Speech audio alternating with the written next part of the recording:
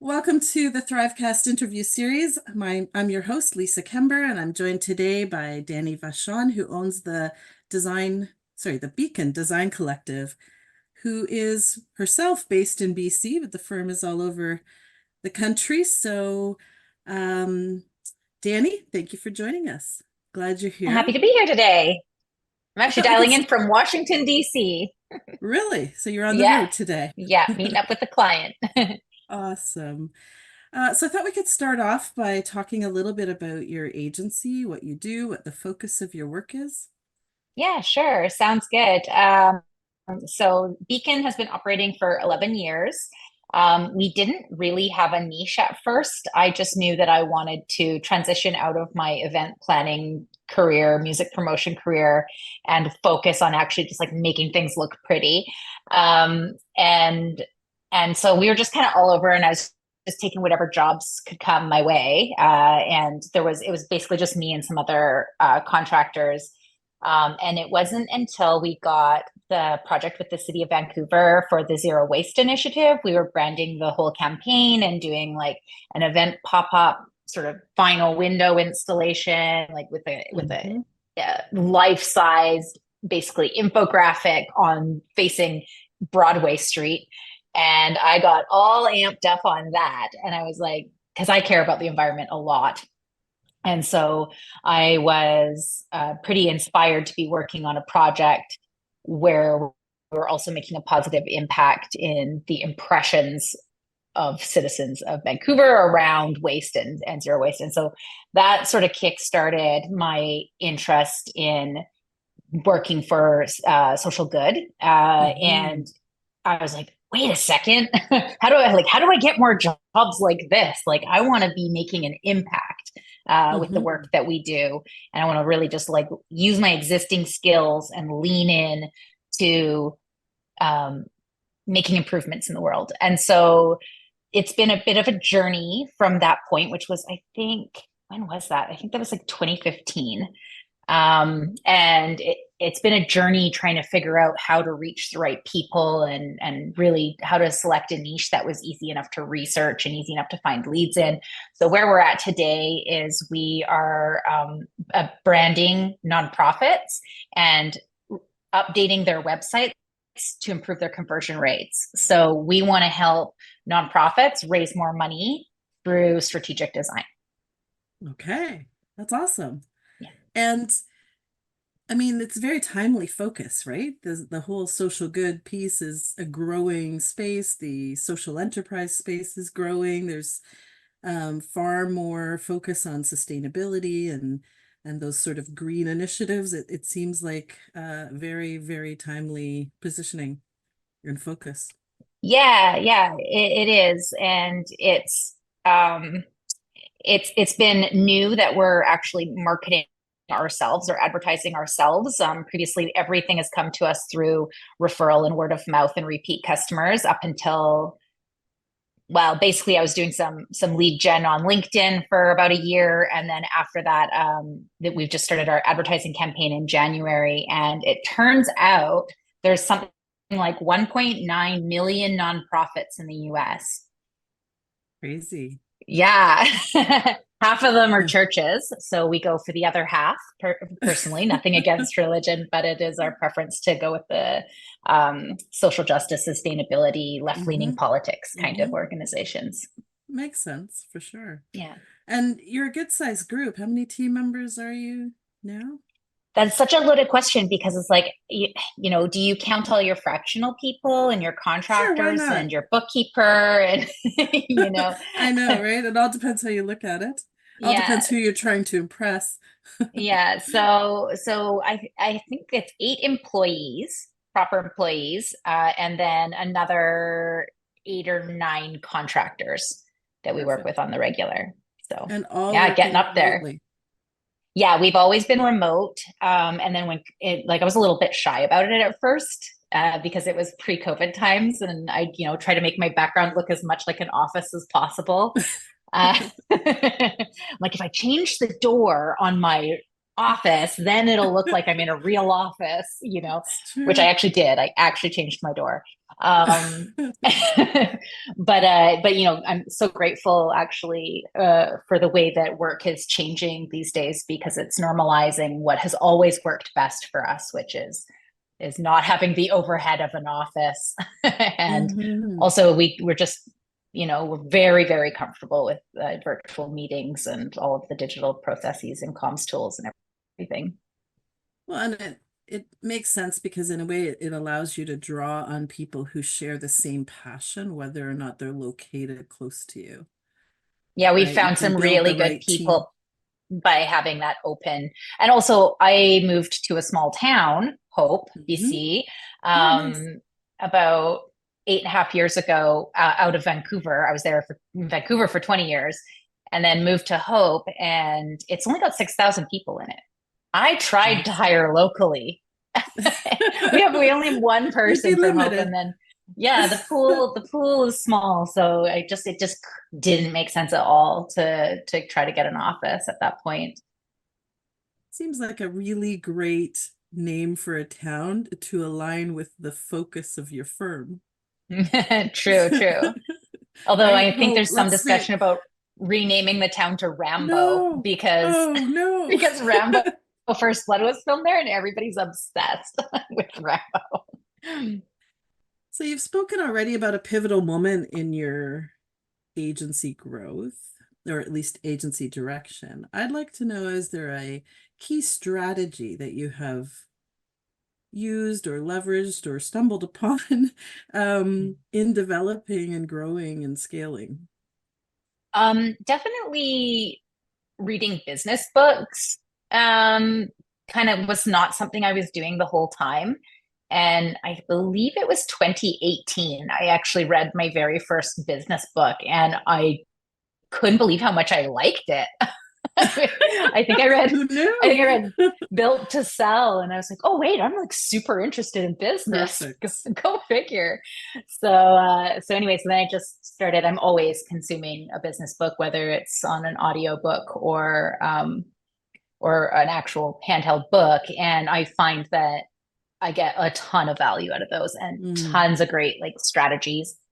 And then on top of that, I also joined a community of agency owners hmm. and agency employees. It's called Bureau of Digital, and Yeah. they have owner camp. And I Mhm. just came from an owner excursion, and it's really great to like get together with other agency Love it. owners and talk about what's going on right now, For what are the sure. challenges. And I For have also sure. found out that my rates are significantly lower than everybody else's. And I'm like, no, I don't want to be the bargain basement designer shop. Best not to be, for sure.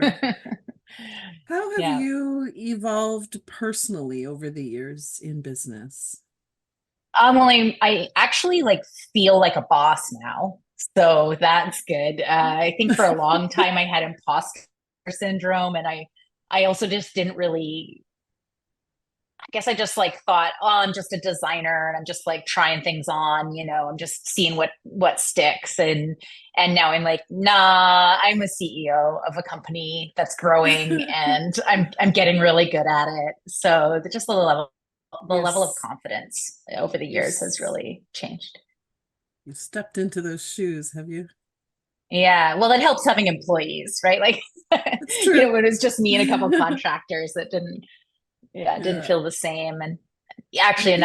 another moment like bringing on the fractional leadership team so that it's not like I just gave myself the title change to CEO a few months ago because I was operating with founder operator as the Hmm. title because I'm like, well, I'm running the whole ship Hmm. and I did found it. And so it's the thing that felt like it stuck. I wasn't designing anymore, but I was also running the whole thing by myself. And so now that I have a fractional leadership team, I'm like, I'm managing the leadership team and they're managing the other team. Right. So it's got that extra layer of Yeah. management and makes me feel like a proper CEO. What would you say is the secret to effective account management? Giving a shit.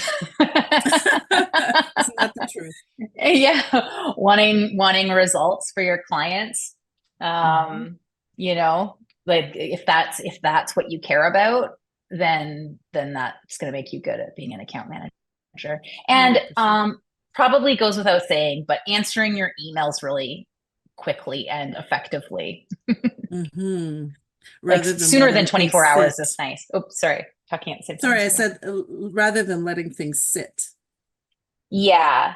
Yeah. I mean, I have a nickname. It's Dash because I do everything really quickly. And I don't know that everybody needs to do everything as quickly as I do, but certainly I get tense if over 24 hours legs between emails. And if you're waiting that long to just like hear back on a question, it's really like slows down the process of everything. So yeah, I like to be very available for my clients. I hear that a lot from agency principals, right? When you've grown something yourself, you've been the founder, the chief cook and bottle washer, make it grow person, and you know the standards you've set, and then other people come on board and they're taking a little longer, a day, 2 days, 4 days go by, and it's this back and forth, and decisions aren't made, things don't move forward at the pace you'd like it to. Which leads really nicely into a big challenge that we're having right Okay, now, what's if you want that? to hear about it, Yes, I was going to ask is you that. So, project managing the clients. Like, mm, we're actively trying to get better at the project management side of things, but getting them to actually stick to the work plan is so challenging. And we're putting all these extra clauses in our agreement and that say that we're going to have to charge you extra or cancel the SOW and get like issue a new one when you're ready to move forward. But like that's not very on brand for us. We're such nice guys, we're so used to just saying, yeah, sure, whenever you're ready. But it's the bigger we get, the more implications that has on like cash flow and like resource management and stuff like that. So we're finally like, okay, I guess we have to get good at this. Having mm, those difficult conversations, for pointing at the sure. contract. Yeah, and you wonder how much of that is client and how much of it is the way we manage them up front, Yes. Oh, right? 100%. Like in the So, sales conversation, we need to be talking about the clauses that might come up further down the road. And then, right. you know, early on in the project, if there's even 1 day delay, reminding Yeah. them that, okay, this delay, has to be made up somewhere else. But I can't promise that we can do that because we've resourced this out fully. So According to this schedule, yes. yeah, yeah. So we're still learning in that regard, and that is our biggest ongoing challenge. Things don't always align between their priorities, and your priorities become their priorities eventually, and Yeah, often sometimes too late.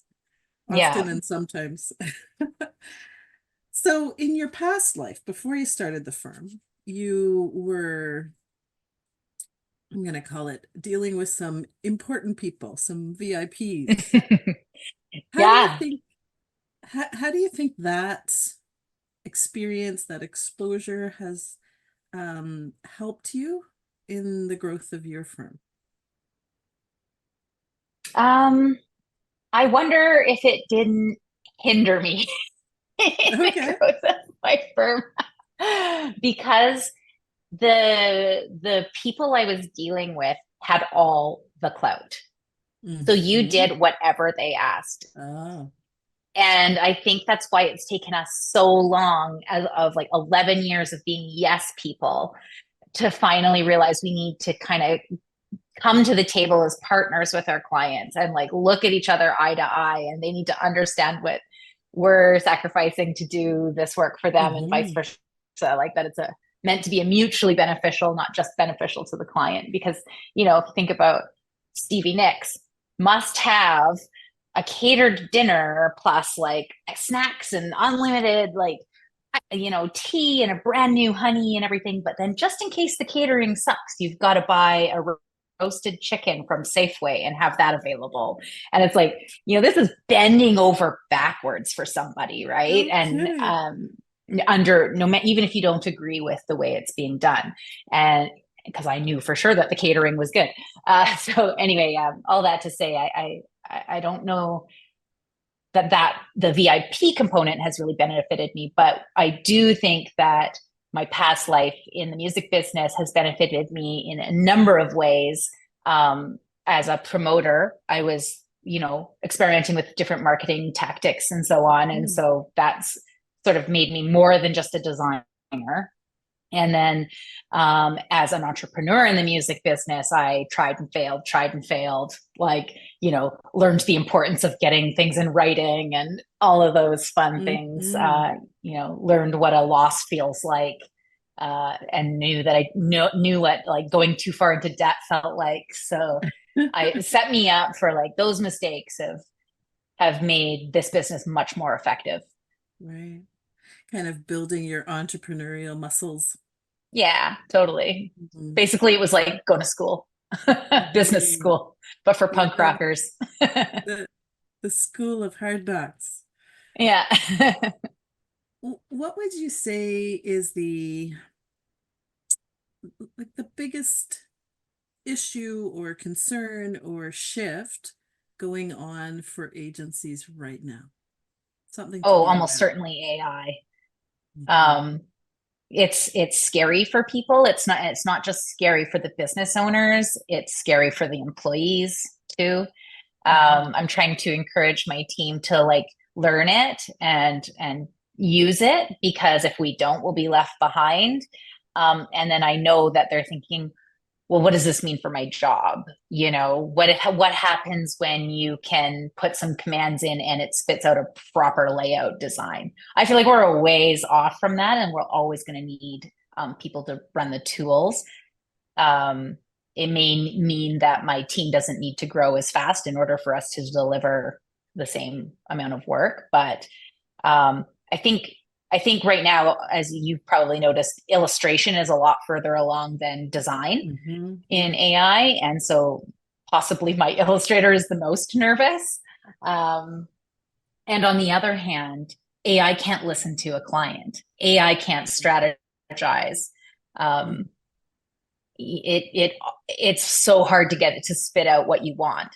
I mean, Yeah. oftentimes the results are delightful, but Mhm. it's not what you wanted at all. True. True So enough. For yeah, sure. but I definitely think that's it. And the economic situation right now isn't that great. It's harder to it's the close time on your pipeline is like getting longer and longer and longer. Mhm. You have to have so Hmm. much more in the pipeline in order to drive the same result. Hmm. Mm. Um, Final question. If you were going to give yourself advice from when you first started, what would you say? Oh, there's so much I would say. um, Price like an agency, Hmm. not a freelancer. Um, uh, there's overhead is there for a reason. Like margins are there for a reason. It's because stuff costs money.